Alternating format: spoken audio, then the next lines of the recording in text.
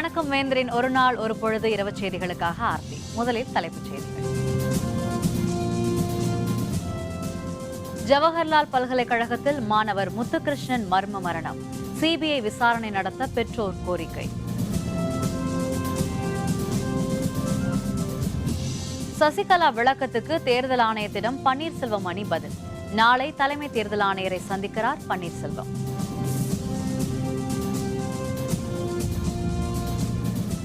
கோவா முதல்வராக பதவியேற்றார் மனோகர் பாரிக்கர். 14ஆம் தேதிக்குள் நம்பிக்கை வாக்கெடுப்பு நடத்த உச்சநீதிமன்றம் உத்தரவு. தில்லி ஜவஹர்லால் நேரு பல்கலைக்கழகத்தில் படித்து வந்த தமிழகத்தைச் சேர்ந்த மாணவர் முத்துகிருஷ்ணன் தூக்கிட்டு தற்கொலை செய்து கொண்டதாக கூறப்படுவது பற்றி சிபிஐ விசாரணை நடத்தப்பட வேண்டும் என அவருடைய பெற்றோர் வலியுறுத்தியுள்ளனர். தில்லி ஜவஹர்லால் நேரு பல்கலைக்கழகத்தில் எம்ஃபில் மேற்படிப்பு பயின்று வந்தவர் முத்துகிருஷ்ணன். சேலம் மாவட்டம் அரிசிபாளையத்தைச் சேர்ந்தவரான இவர் பல்கலைக்கழக விடுதியில் தங்கி படித்து வந்தார். நேற்று மாலை அவருடைய அறை நீண்ட நேரமாக திறக்கப்படாததால் சந்தேகமடைந்த மற்ற மாணவர்கள் காவல்துறையினருக்கு தகவல் அளித்தனர்.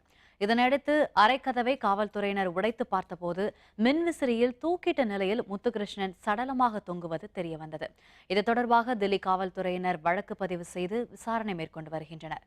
இதனிடையே பல்கலைக்கழகத்தில் எம்ஃபில் மற்றும் ஆராய்ச்சி படிப்பு மாணவர்களில் சிலர் பாகுபாட்டுடன் நடத்தப்படுவதாகவும் வாய்மொழி தேர்வில் சமத்துவம் மறுக்கப்படுவதாகவும் தனது முகநூல் பக்கத்தில் முத்துகிருஷ்ணன் பதிவிட்டிருந்தார். இது தொடர்பாகவும் காவல்துறையினர் விசாரணை நடத்தி வருகின்றனர்.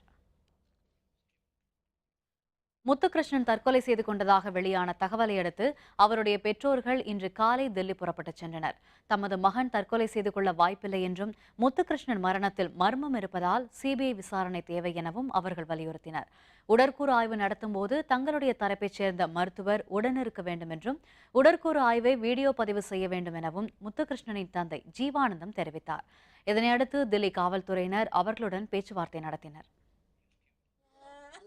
இதனிடையே மாணவர் முத்துகிருஷ்ணன் மரணத்தில் சந்தேகம் இருப்பதாக அவருடைய தந்தை ஜீவானந்தம் ஜவஹர்லால் நேரு பல்கலை மாணவர்களுடன் சென்று தில்லி வசந்த் விகார் காவல் நிலையத்தில் புகார் அளித்தார்.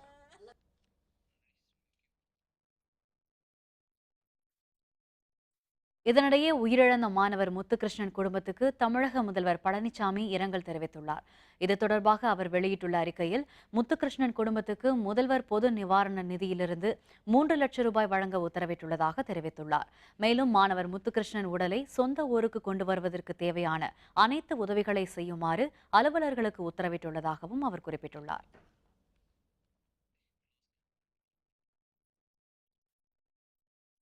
தில்லி பல்கலைக்கழகத்தில் தற்கொலை செய்து கொண்டதாக கூறப்படும் தமிழக மாணவரின் மரணம் பற்றி சிபிஐ விசாரணைக்கு உத்தரவிட வேண்டும் என்று இந்திய ஜனநாயக கட்சி தலைவர் ரவி பச்சமுத்து குறிப்பிட்டுள்ளார்.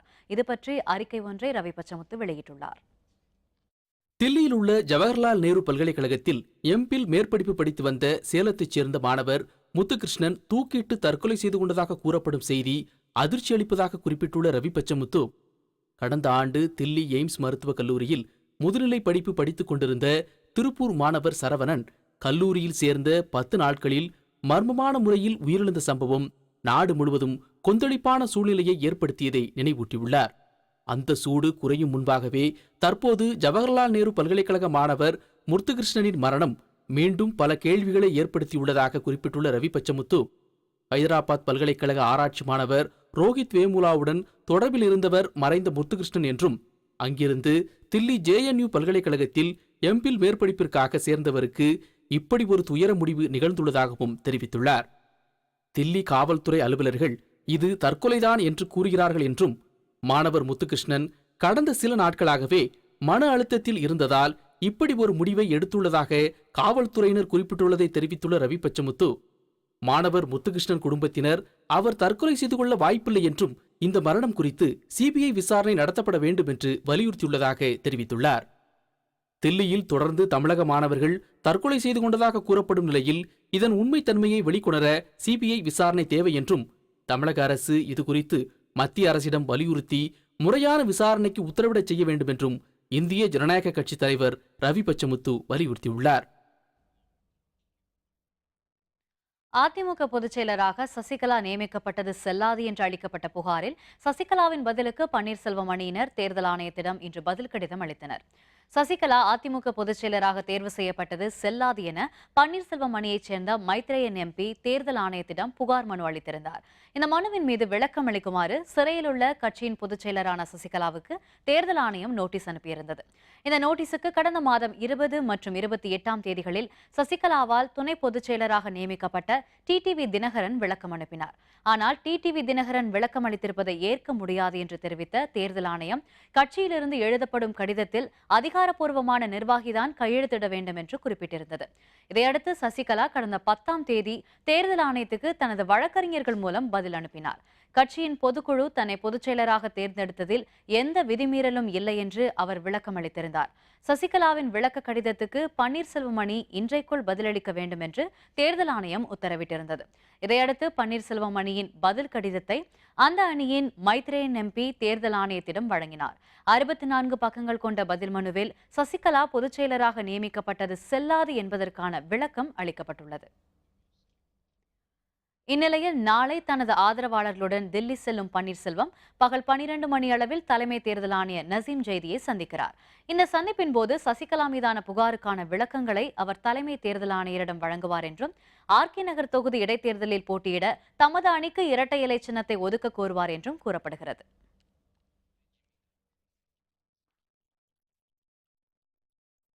ஜெயலலிதா மரணத்தில் மர்மம் இருப்பதால் சிபிஐ விசாரணை வேண்டும் என்று மக்களவையில் அதிமுக பன்னீர்செல்வம் அணி உறுப்பினர்கள் அமளியில் ஈடுபட்டனர். ஜெயலலிதா மரணம் குறித்து சிபிஐ விசாரணை வேண்டும் என்று நிகழ் பட்ஜெட் கூட்டத்தொடரின் 2வது அமர்வில் மாநிலங்களவையில் அதிமுக உறுப்பினர்கள் ஏற்கனவே கோரிக்கை எழுப்பியுள்ளனர். இந்நிலையில் இன்று மக்களவையில் கேள்வி நேரத்தை ஒத்திவைத்துவிட்டு ஜெயலலிதா மரணம் குறித்து விவாதிக்க வேண்டும் என்று அதிமுக உறுப்பினர்கள் குரல் எழுப்பினர். இதற்கு சசிகலா தரப்பு எம்பிக்கள் எதிர்ப்பு தெரிவித்ததால் அவையில் கூச்சல் குழப்பம் ஏற்பட்டது. இதைத் தொடர்ந்து நாடாளுமன்ற விவகாரங்கள் துறை இணையமைச்சர் அனந்தகுமார் தமிழக அரசு இதுகுறித்து விசாரணை நடத்தும் என்றும் விளக்கம் தெரிவித்தார். இதையடுத்து அவையை ஒத்திவைத்து விவாதம் நடத்த மக்களவைத் தலைவர் சுமித்ரா மகாஜன் மறுத்துவிட்டார். Okay, I have allowed you one thing. மாண்புமிகு அம்மா அவர்கள் இந்த செப்டம்பர் 22ஆம் தேதி அன்று Apollo ஆஸ்பத்திரியை நியமிக்கப்பட்டார்கள். Honorable members, no, it's okay. No. Everybody will not. What is it? 75 நாட்கள் மாண்புமிகு அம்மாவர்கள் அப்போலோ ஆஸ்பத்திரியில் இருந்தார்கள். ஆனால் யாரையும் பார்ப்பதற்கு அவர்கள் அனுமதிக்கவில்லை. நீர்ச்சத்து காய்ச்சல் என்று கூறினார்கள். திடீரென்று மாரடைப்பு ஏற்பட்டது என்று ஒரு பொய்யான தகவலை கூறினார்கள். உண்மையிலே எங்களுக்கு இழப்பிலே சந்தேகம் இருக்கிறது. எனக்கு சிபிஐ என்கொயரி வேண்டும். கோவா முதல்வராக மனோகர் பாரிக்கர் 4வது முறையாக இன்று பதவியேற்றுக் கொண்டார். அவருக்கு ஆளுநர் மிருதுளா சின்ஹா பதவி பிரமாணமும் ரகசிய காப்பு பிரமாணமும் செய்து வைத்தார். கோவா சட்டப்பேரவைத் தேர்தலில் 17 இடங்களில் காங்கிரசும் 13 தொகுதிகளில் பாரதிய ஜனதாவும் வெற்றி பெற்ற நிலையில் எந்த கட்சிக்கும் பெரும்பான்மை பலமான 21 இடங்கள் கிடைக்கவில்லை. இதனிடையே மகாராஷ்டிர கோமந்த கட்சி, கோவா ஃபார்வர்ட் கட்சி மற்றும் 2 சுயேட்சை எம்எல்ஏக்கள் பாரதிய ஜனதாவுக்கு ஆதரவு தெரிவித்ததை அடுத்து ஆளுநர் மிருதுளா சின்ஹாவை சந்தித்த மனோகர் பாரிக்கர் ஆட்சியமைக்க உரிமை கோரினார். இதனையடுத்து பாரிக்கரை முதல்வராக நியமித்த ஆளுநர் பேரவையில் வரும் 16ஆம் தேதிக்குள் பெரும்பான்மையை நிரூபிக்க வேண்டும் என உத்தரவிட்டார். இதனை எதிர்த்து காங்கிரஸ் தாக்கல் செய்த மனு மீது விசாரணை நடத்திய உச்சநீதிமன்றம் நம்பிக்கை வாக்கெடுப்பை நடத்த உத்தரவிட்டுள்ளது. முதல்வராக பாரிக்கர் பதவியேற்க தடை ஏதும் இல்லை என்றும் தெரிவித்தது. இந்நிலையில் இன்று மாலை பனாஜியில் நடைபெற்ற விழாவில் கோவா முதல்வராக 4வது முறை மனோகர் பாரிக்கர் பதவியேற்றுக் கொண்டார். அவருடன் 8 அமைச்சர்களும் பதவியேற்றுக் கொண்டனர். பாதுகாப்புத்துறை அமைச்சராக பதவி வகித்து வந்த மனோகர் பாரிக்கர் கோவா மாநில பாரதிய ஜனதா நிர்வாகிகள் கேட்டுக்கொண்டதற்கு இணங்க தனது மத்திய அமைச்சர் பதவியை ராஜினாமா செய்துவிட்டு கோவா முதல்வராக பதவியேற்றுக் கொண்டது குறிப்பிடத்தக்கது.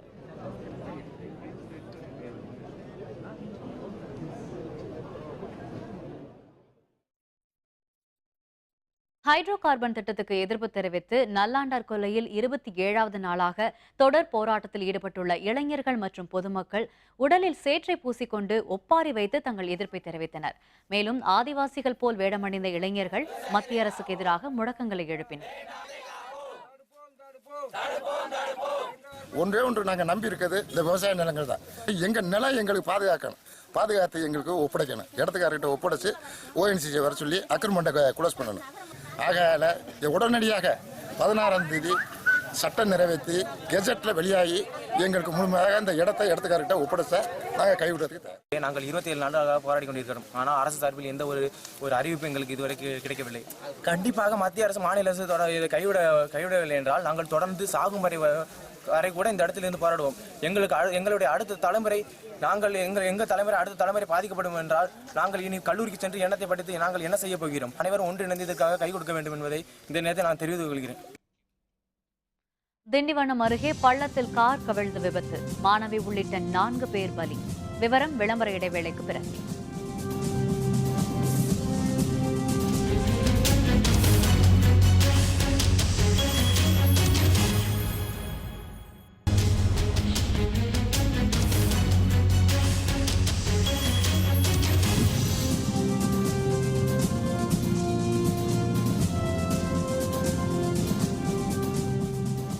செய்திகள் தொடர்கின்றன. புதுச்சேரியில் சிகிச்சையின் போது மின்தடை ஏற்பட்டதால் 3 பேர் பலியானது தொடர்பாக விசாரணைக்குழு அறிக்கையின் அடிப்படையில் நடவடிக்கை எடுக்கப்படும் என முதல்வர் நாராயணசாமி தெரிவித்துள்ளார். புதுச்சேரி சட்டப்பேரவை வளாகத்தில் செய்தியாளர்களுடன் பேசிய அவர், புதுச்சேரி சட்டப்பேரவை கூட்டத்தொடர் வரும் 30 மற்றும் 31 ஆகிய தேதிகளில் நடத்தப்பட உள்ளதாகவும் அப்போது இடைக்கால பட்ஜெட் தாக்கல் செய்யப்படும் என்றும் தெரிவித்தார். மேலும் புதுச்சேரியின் மாகி பகுதியில் உள்ள இஸ்லாமியர்களுக்கு 2% இடஒதுக்கீடு வழங்க அமைச்சரவையில் முடிவு செய்யப்பட்டுள்ளதாகவும் நாராயணசாமி குறிப்பிட்டார்.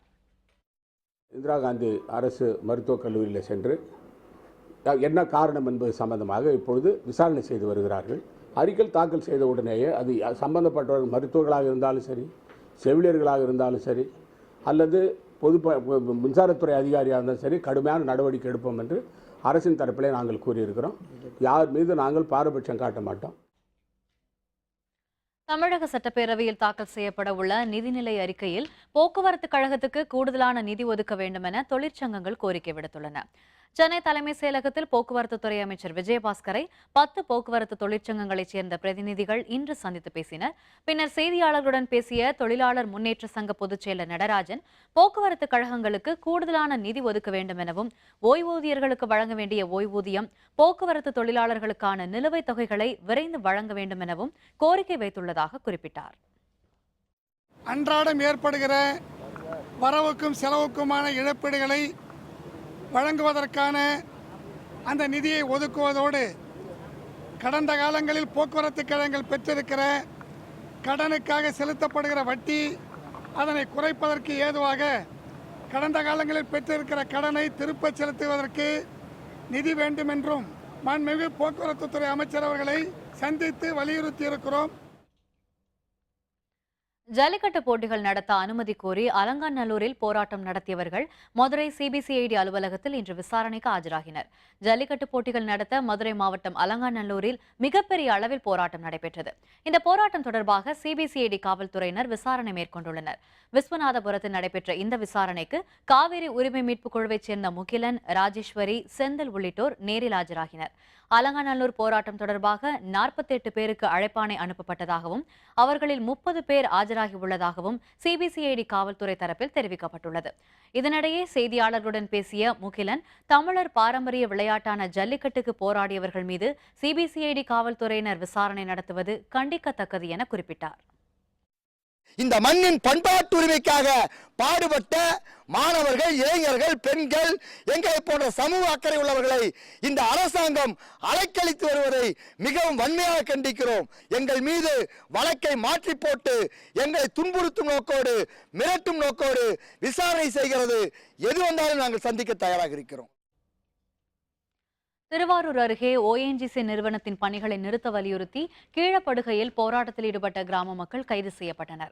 திருவாரூர் மாவட்டத்தில் மத்திய அரசு நிறுவனமான ஓஎன்ஜிசி நிறுவனம் சார்பில் ஆழ்குழாய் அமைத்து கச்சா எண்ணெய் எடுக்கும் பணி கடந்த 30 ஆண்டுகளுக்கும் மேலாக நடைபெற்று வருகிறது.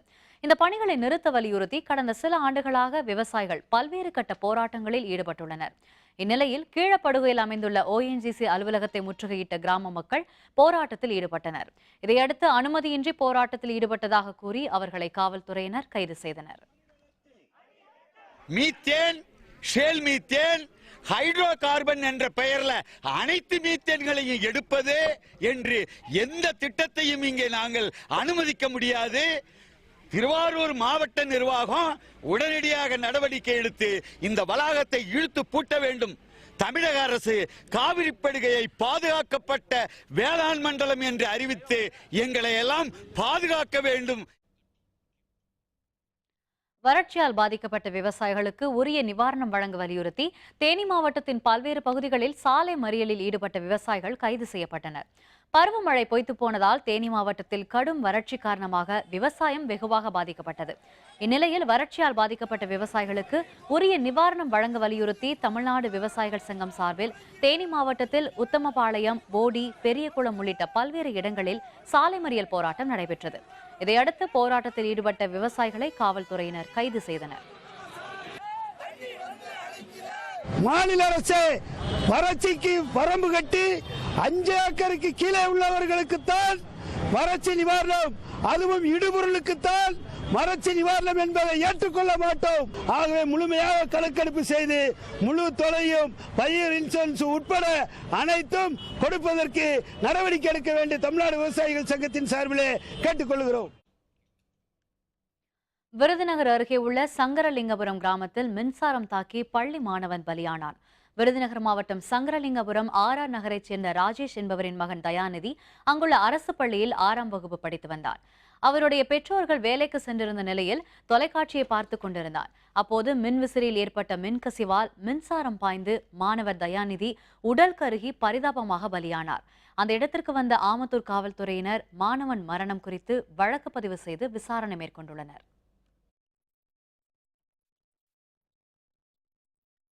வேலூர் மாவட்டம் திருப்பத்தூர் அருகே பட்டாசு தொழிற்சாலையில் நடந்த வெடி விபத்தில் 2 உடல் சிதறி பலியானார்கள். இதுகுறித்து காவல்துறையினர் விசாரணை நடத்தி வருகின்றனர். திருப்பத்தூர் அருகே உள்ள அடியத்தூரைச் சேர்ந்த ராஜா என்பவர் பட்டாசு கடைக்கு உரிமம் பெற்று அருகில் உள்ள நிலத்தில் ஒட்டு கொட்டகை அமைத்து வெடிப்பொருட்கள் தயார் செய்து வந்தார். இந்த ஆலையில் திருவிழாக்களுக்காக வெடிகள் தயாரித்துக் கொண்டிருந்த போது ஏற்பட்ட திடீர் விபத்தில் அங்கு வேலை பார்த்துக் கொண்டிருந்த காந்தி, பொன்னுரங்கம் ஆகிய 2 தொழிலாளர்கள் உடல் சிதறி பலியானார்கள். இந்த விபத்து குறித்து துணை ஆட்சியர் கார்த்திகேயன் தொடர்ந்து விசாரணை நடத்தி வருகிறார்.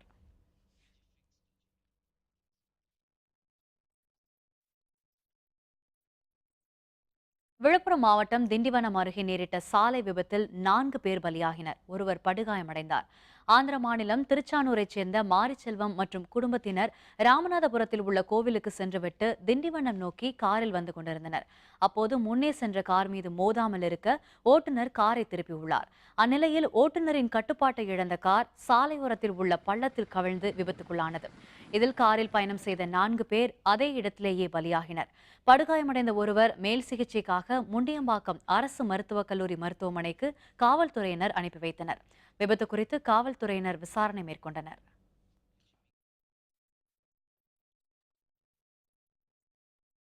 பத்தாம் வகுப்பு பொதுத் தேர்வில் இன்று நடைபெற்ற ஆங்கில முதல் தாள் தேர்வு எளிதாக இருந்ததாக மாணவ மாணவிகள் தெரிவித்தனர். தமிழகம் மற்றும் புதுச்சேரியில் கடந்த 2ஆம் தேதி தொடங்கிய +2 பொதுத் தேர்வு வரும் 30ஆம் தேதி வரை நடைபெறுகிறது. இதேபோல் 10ஆம் வகுப்பு பொதுத் தேர்வும் தற்போது நடைபெற்று வருகிறது. 10ஆம் வகுப்பு பொதுத் தேர்வில் ஆங்கில மொழிப்பாடம் முதல் தாள் தேர்வு இன்று நடைபெற்றது. காலை 9:15 மணிக்கு தொடங்கிய தேர்வு நண்பகல் 12 மணிக்கு நிறைவடைந்தது. ஆங்கில முதல் தாள் தேர்வு எளிதாக இருந்ததாக மாணவ மாணவிகள் தெரிவித்தனர். இன்னைக்கு கொஸ்டின் பேப்பர் ரொம்ப ஈஸியாக இருந்தது. இங்கிலீஷ் ஃபர்ஸ்ட் பேப்பர் ரொம்ப பயந்துட்டே போனோம். ஈஸியாக இருந்தது. எல்லா கொஸ்டினையும் அட்டன் பண்ண சொன்னாங்க. அதே மாதிரி டீச்சர் சொல்கிறத கேட்டோம், அட்டன் பண்ணினோம். ரொம்ப ஈஸியாக இருந்தது கொஸ்டின் பேப்பர். தெரிஞ்சதை ஃபுல்லாக அட்டன் பண்ணிட்டேன். அதே மாதிரி எல்லா கொஸ்டின் பேப்பரும் இருக்கணும்.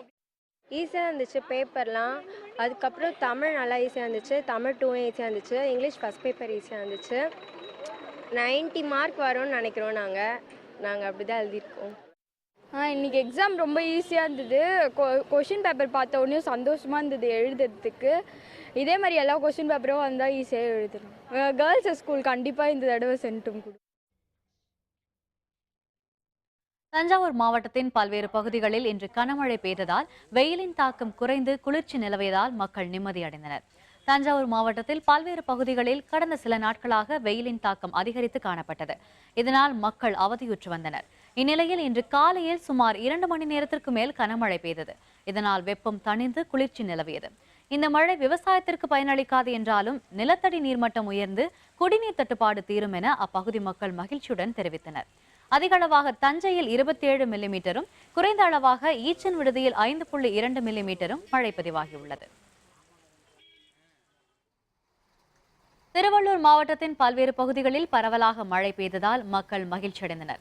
வெயிலின் தாக்கம் நாளுக்கு நாள் அதிகரித்து வரும் நிலையில் திருத்தணி, பள்ளிப்பட்டு மற்றும் அதனை சுற்றியுள்ள பகுதிகளில் இன்று மழை பெய்தது. அங்கு பெய்த மழையால் சாலைகளில் தண்ணீர் பெருக்கெடுத்து ஓடியது. இதனால் வாகன ஓட்டிகள் அவதியடைந்தனர். எனினும் மாவட்டத்தில் நீண்ட நாட்களுக்கு பிறகு பெய்த மழையால் வெப்பம் தணிந்து குளிர்ச்சி நிலவியதால் மக்கள் மகிழ்ச்சியடைந்தனர். ஈரோடு மற்றும் அதன் சுற்றுவட்டார பகுதிகளில் பெய்த மழையால் அங்குள்ள மக்கள் மகிழ்ச்சியடைந்தனர். இன்று மதியம் சாரல் பெய்த நிலையில் மதியத்தில் கனமழையாக பெய்யத் தொடங்கியது. இதனால் சாலைகளில் நீர் தேங்கியது. மாவட்டம் முழுவதும் பரவலாக மழை பெய்துள்ளதால் வெப்பம் தணிந்துள்ளதாகவும் இதனால் நிலத்தடி நீர்மட்டம் உயரும் வாய்ப்பு ஏற்பட்டுள்ளதாகவும் அப்பகுதி மக்கள் தெரிவித்தனர்.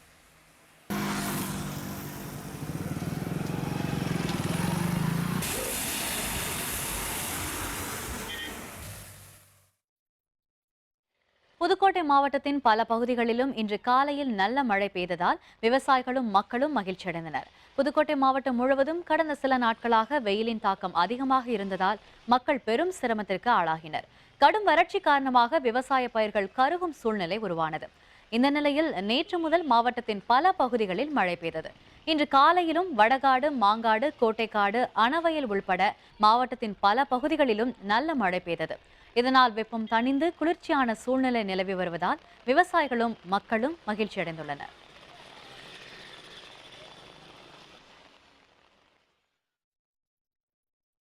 திருவாரூர் அருள்மிகு தியாகராஜர் கோவிலில் நடைபெற்ற பங்குனி உத்திர திருவிழா கொடியேற்றத்தில் திரளான பக்தர்கள் கலந்து கொண்டனர். வரலாற்று சிறப்புமிக்க திருவாரூர் தியாகராஜர் கோவிலில் ஆண்டுதோறும் பங்குனி உத்திர திருவிழா சிறப்பாக நடைபெறுவது வழக்கம். பங்குனி உத்திர திருவிழாவில் நடைபெறும் ஆழி தேரோட்டம் மற்றும் தெப்பத் திருவிழாவில் திரளானோர் கலந்து கொண்டு வழிபடுவர். கோவிலின் ஆழித்தேர் புதிதாக வடிவமைக்கப்பட்டது மற்றும் கோவில் திருப்பணிகள் காரணமாக கடந்த 2010ஆம் ஆண்டுக்கு பின்னர் 2016ஆம் ஆண்டு ஆழி தேரோட்டம் மற்றும் தெப்பத் திருவிழா நடைபெற்றது. இந்த நிலையில் இந்த ஆண்டுக்கான பங்குனி உத்திர திருவிழா கொடியேற்றம் நடைபெற்றது. தியாகராஜர் சந்நிதி முன்பு உள்ள 52 அடி உயர கொடிமரத்தில் கொடியேற்றப்பட்ட நிகழ்வில் திரளான பக்தர்கள் கலந்து கொண்டனர்.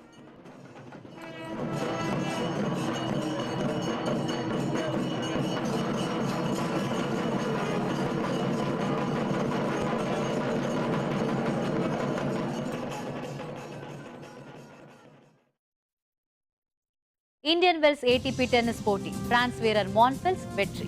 விவரம் விளம்பர இடைவேளைக்கு பிறகு.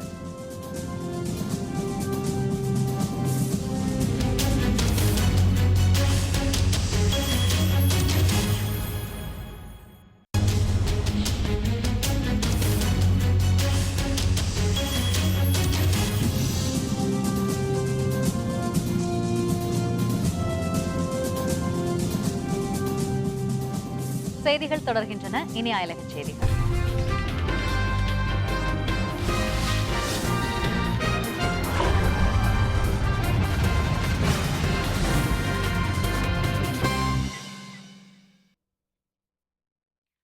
அமெரிக்காவின் கலிபோர்னியாவில் உள்ள மலைப்பகுதியில் திடீரென பூத்து குலுங்கியுள்ள ஆரஞ்சு மற்றும் ஊதா நிற பூக்கள் சுற்றுலா பயணிகளை வெகுவாக கவர்ந்துள்ளன.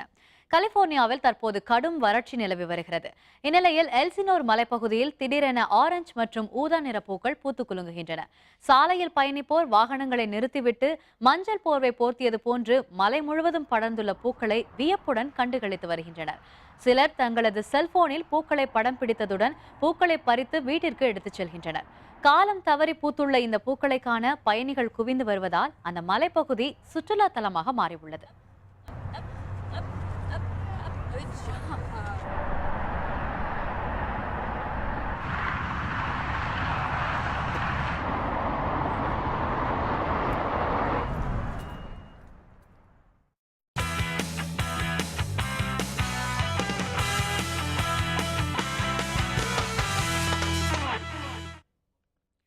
அமெரிக்காவின் கலிபோர்னியாவில் நடைபெற்று வரும் இந்தியன் வெல்ஸ் டென்னிஸ் போட்டியில் பிரான்ஸ் வீரர் கெயில் மான்ஃபெல்ஸ் அமெரிக்க வீரரை வீழ்த்தி அடுத்த சுற்றுக்கு முன்னேறினார். கலிபோர்னியாவின் இந்தியன் வெல்ஸில் நடைபெறும் ATP டென்னிஸ் தொடரின் ஆடவர் ஒற்றையர் சுற்று போட்டியில் அமெரிக்காவின் ஜான் இஸ்னரை எதிர்கொண்ட கெயில் மான்ஃபெல்ஸ் தொடக்க முதலே சிறப்பான ஆட்டத்தை வெளிப்படுத்தினார். விறுவிறுப்பாக நடைபெற்ற இந்த ஆட்டத்தில் மான்ஃபெல்ஸ் 6-2, 6-4 என்ற நேர் செட்களில் வெற்றி பெற்று போட்டியின் காலிறுதிக்கு முந்தைய சுற்றுக்கு முன்னேறினார். அடுத்த சுற்றில் ஆஸ்திரிய வீரர் டொமினிக் தீமை அவர் எதிர்கொள்கிறார்.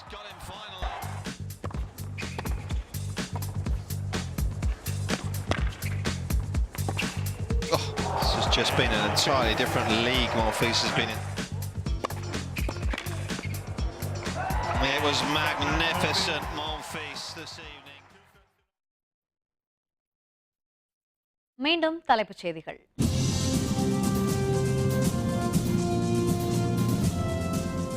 ஜவஹர்லால் பல்கலைக்கழகத்தில் மாணவர் முத்துகிருஷ்ணன் மர்ம மரணம். சிபிஐ விசாரணை நடத்த பெற்றோர் கோரிக்கை.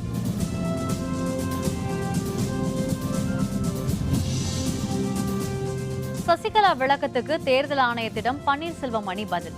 நாளை தலைமை தேர்தல் ஆணையரை சந்திக்கிறார் பன்னீர்செல்வம்.